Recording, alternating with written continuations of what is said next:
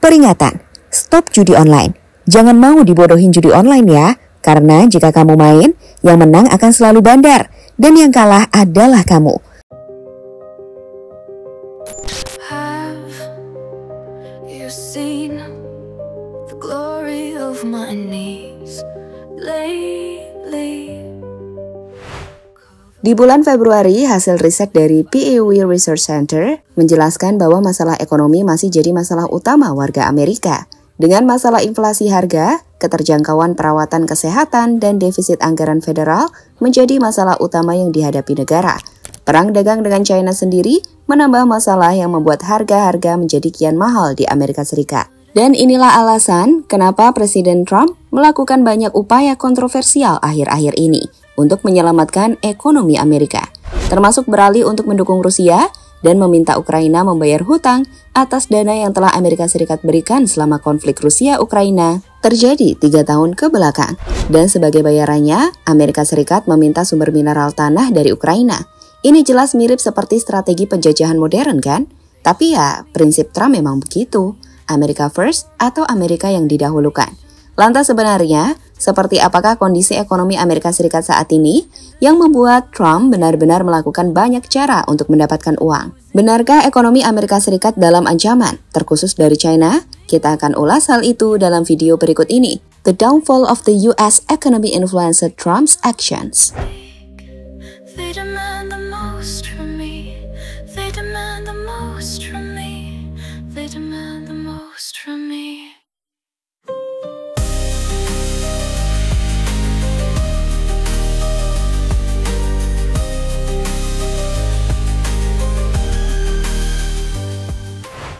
Ya, gelar negara adidaya diprediksi akan lepas dari tangan Amerika Serikat dalam waktu beberapa ke depan. Sebab laju pertumbuhan ekonomi Amerika Serikat akan disalip oleh China dan India. Diprediksi produk domestik bruto atau PDB China akan melampaui Amerika Serikat pada tahun 2035.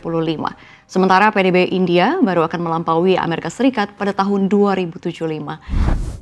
Bukan rahasia lagi jika dalam beberapa tahun lalu atau baru-baru ini, banyak riset memprediksi jika China akan melewati Amerika sebagai negara adidaya dunia. Dikutip dari Forbes, salah satu media terbesar di Amerika Serikat, melaporkan bahwa produk domestik bruto Tiongkok akan melampaui Amerika Serikat pada sekitar tahun 2035.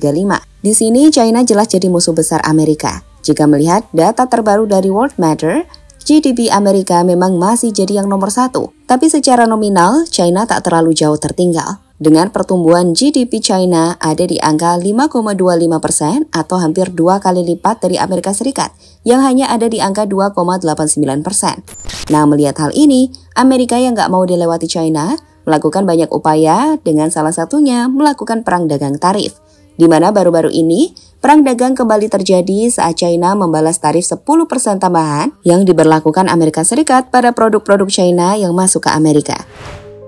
And scornful pink at times with corpse ox blood.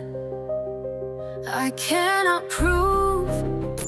Sialnya, alih-alih bisa memenangkan dengan mudah perang dagang menghadapi China, laporan terbaru menunjukkan bahwa Amerika justru semakin dalam bahaya nyata. Laporan dari The Economic Times yang mengacu pada pendapat Brad Setzer yang merupakan mantan pejabat senior di pemerintahan Obama yang sekarang menjadi peneliti senior di Council on Foreign Relations memperingatkan bahwa tarif Trump yang tidak menentu telah mendatangkan kekacauan dan kebingungan dengan China menguasai sebagian besar industri manufaktur dunia. Di sisi lain, akibat perang dagang yang Trump lakukan, masyarakat di Amerika Serikat juga menjerit saat harga-harga konsumen menjadi mahal. Dengan rata-rata harga konsumen pada bulan Agustus 2024 adalah 22,0%, lebih tinggi dibandingkan harga pada bulan Januari 2020. Dengan saat ini, 74% warga Amerika mengatakan bahwa mereka sangat khawatir tentang harga makanan dan barang-barang konsumen, seperti yang diungkap oleh survei Pew Research Center baru-baru ini. Oh iya, selain itu Amerika juga mengalami masalah soal defisit anggaran, di mana di tahun 2024 pendapatan Amerika tak sebanyak pengeluaran yang dilakukan, dengan total defisit mencapai 1,83 triliun US dollar, angka yang sangat tinggi, yang bahkan membuat utang Amerika Serikat makin besar, di mana para pengamat menyebut jika hal itu telah memberikan beban yang sangat besar untuk ekonomi negara.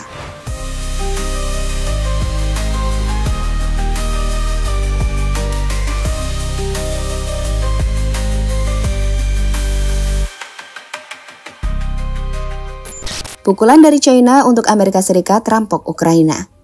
What minerals does Ukraine have and why does the US want them? Well, Donald Trump wants 50% of Ukraine's mineral resources, according to reports last week, but President Zelensky said no. I am defending Ukraine. I cannot sell our country, that is all. But now, a Ukrainian minister says nearly all key details of a deal have been finalized. So what does Ukraine have? Well, lithium used in batteries, graphite also used in batteries and nuclear reactors, coal, titanium used for defense technology like fighter jets, warships and missiles, and so-called rare earth metals which are used. Memang tidak secara langsung Amerika Serikat menyerang Ukraina, tapi dalam tanda kutip, manuver Trump yang berpaling dari Eropa ke Rusia dan meminta Ukraina membayar apa yang telah mereka bantu sejak konflik Ukraina-Rusia terjadi adalah penjajahan yang dilakukan untuk mendapatkan keuntungan bagi Amerika. Menurut analisis dari The Conversation, alasan utama dibalik dorongan Trump untuk bisa mengambil kesepakatan mineral ini adalah ketergantungan Amerika Serikat pada mineral langka seperti gallium. Selama ini China adalah pemasok utama gallium. Dan saat perang dagang terjadi dengan China, mereka telah menggunakan kendalinya atas sumber daya tersebut sebagai daya ungkit terhadap Amerika Serikat. Dengan China telah memperlakukan larangan ekspor mineral langka ke Amerika Serikat sebagai bagian dari pembalasan terhadap peningkatan tarif Amerika Serikat atas barang-barang China. Sederhananya, Trump melihat resolusi perang Ukraina sebagai peluang untuk mengamankan sumber alternatif mineral penting dan melawan China yang telah membalas tarif Amerika Serikat dengan pembatasan pada sumber daya vital yang Amerika butuhkan.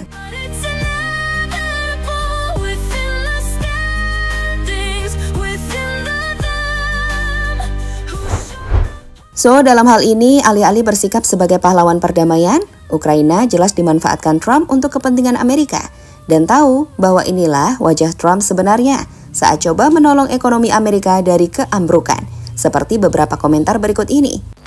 Never accept help from the US, atau jangan pernah menerima bantuan lagi dari US. Karena mereka nggak pernah tulus membantu tanpa syarat. Pemerasan, hanya kesepakatan lain yang tidak akan berarti apa-apa selain membuat korban membayar untuk membela diri. Yang terpenting, setelah Amerika Serikat membuat Ukraina menyerahkan gudang senjata nuklir terbesar ketiga dalam Memorandum Budapest, sungguh tragis. Tulis Oke Kostiuk yang kami terjemahkan dalam bahasa Indonesia, di mana ia menilai jika yang Amerika Serikat lakukan adalah pemerasan. Amerika Serikat mencuri dari orang miskin. Ini seperti penindasan di dunia. Tulis akun Marcel Loft.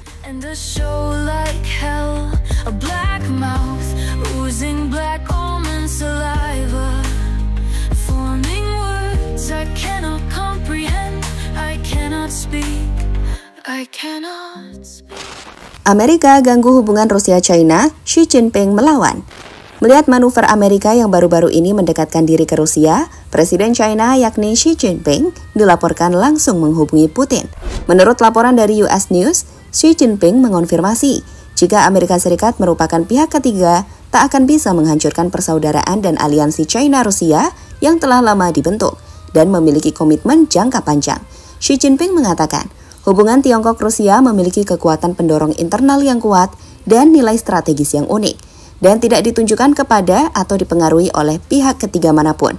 Strategi pembangunan dan kebijakan luar negeri Tiongkok dan Rusia bersifat jangka panjang, adalah tetangga baik yang tidak dapat dipisahkan, kata Xi Jinping, sumber US News.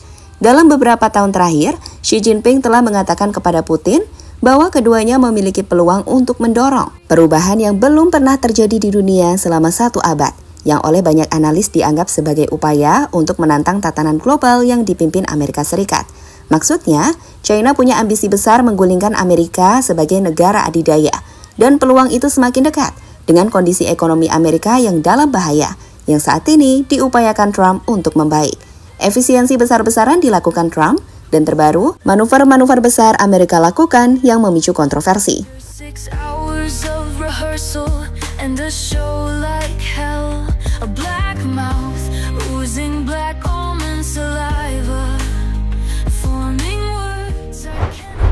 Pada akhirnya, saat ini kondisi ekonomi Amerika Serikat memang berada di titik kritis. Inflasi yang melonjak 22% sejak 2020, defisit anggaran $1,83 triliun, Dan ancaman China yang diprediksi melampaui Amerika Serikat pada 2035 menunjukkan bahwa tantangan ini bukan isapan jempol. Perang dagang dengan China yang semula jadi senjata Trump untuk melindungi ekonomi justru menjadi bumerang. Harga konsumen membumbung, rakyat menjerit, dan ketergantungan pada mineral langka terancam oleh pembalasan China. Di tengah semua ini, Trump memilih jalan kontroversial, mendekati Rusia, memeras Ukraina untuk sumber daya mineral, dan menerapkan efisiensi besar-besaran demi menyelamatkan Amerika dan prinsip America First. Namun, langkah ini tak luput dari sorotan dunia. Ukraina jadi korban baru, terjepit antara bantuan yang ternyata berbayar mahal. Sementara itu, aliansi China-Rusia yang diperkuat Xi Jinping dan Putin menegaskan bahwa mereka tak akan goyah oleh manuver Amerika Serikat, bahkan berambisi menggoyang tatanan global. Pertanyaannya kini, akankah strategi Trump benar-benar membawa Amerika bangkit dari jurang keruntuhan ekonomi? Atau justru mempercepat kejatuhannya? Di tengah persaingan sengit dengan dua kekuatan besar ini, satu hal yang pasti, dunia sedang menyaksikan pertarungan ekonomi dan kekuasaan yang belum selesai. Gimana menurut kalian? Drop pendapatmu di bawah ya. After 6 hours of rehearsal and a show like hell, a black mouth oozing black almond saliva, forming words I cannot comprehend, I cannot speak, I cannot. Halo, izin iklan sebentar ya guys. Jadikan ruangmu bernuansa timnas. Temukan beragam poster dinding, sepak bola dan timnas dengan desain menawan, kualitas premium dan harga yang tidak akan menguras kantong. Segera klik link Shopee di deskripsi video ini dan dukung timnas dengan sepenuh hati. Mulai dari dinding rumahmu.